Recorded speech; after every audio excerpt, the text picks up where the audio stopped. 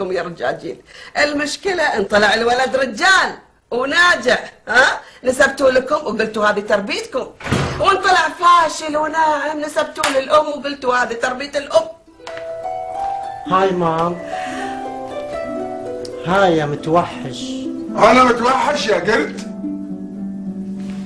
مام، كريم الليل اللي عندي انتهى، ودي تعطيني من كريمك لان في حفله وبكون افضل واجمل وارقى وانعم الموجودين بالمره.